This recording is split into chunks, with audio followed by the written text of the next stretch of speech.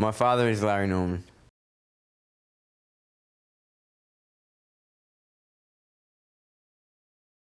They called me a liar.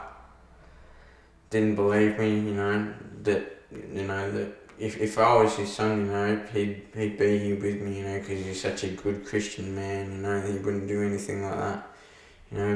People kicked me and my mum out of church when I was little, I was a bastard child, my mum was a whore and we weren't welcome at the church.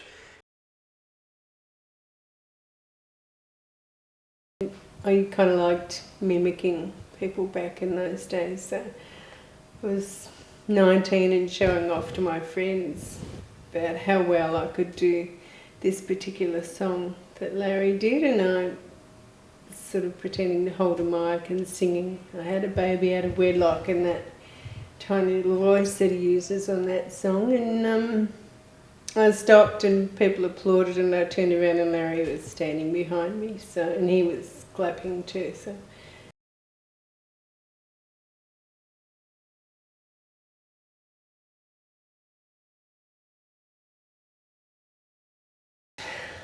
once Larry and I got together, when we realised that both of our marriages were over, and we realised that the love we had for one another had turned, from just being friendship into something more romantic. But that was the time where we kind of connected in a more romantic sense. And after he left and went back to America, he posted back an engagement ring and a few other little parcels and presents and things, and said that it was a promise of a promise, because everything was very secret with Larry. We had to sort of, it was just between he and I, But I fell pregnant in November, and Larry came out to Australia in the February for a festival in Melbourne called the Jesus and Music Festival, and I was 4.5 months pregnant then, and we were together when we took the test, the pregnancy test back in November anyway, but yeah, he'd known all of that time. And I have a memory of the last time that I saw Larry in that way. I was 4.5 months pregnant with Daniel, and he was saying goodbye at the airport in Melbourne, saying he would try and get back before Daniel was born. And he kissed my belly, and he had tears in his eyes, and he left through the doors, and I didn't see him again until Daniel was almost 5. Yeah.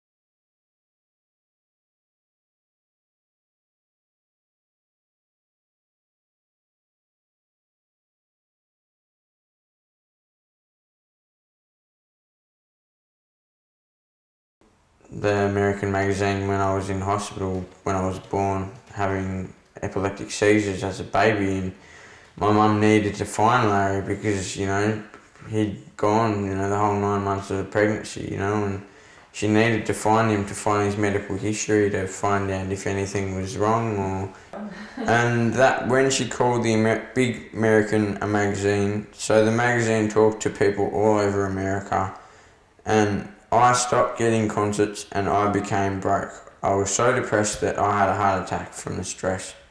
I was kicked out of my apartment, my car was taken back by the bank, I lost everything. All because of that one phone call that she made. The one she said she'd never made for 2 long years.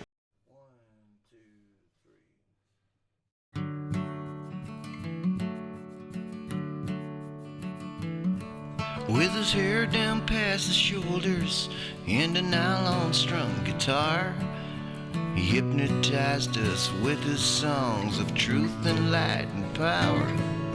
He came into our troubled land when no one else would come, so why ignore the troubled heart that beat in Larry's son. He told us he'd been shot down, his name was scandalized. He seemed to know so much, yet he never realized. I loved him a lot. He was my best friend. He was someone that I trusted everything to. My secrets, yeah, my weaknesses. Yeah, at that time, he was everything to me. There you go. Mm. Yeah, he's a great musician, but you know, he's not a great father at all.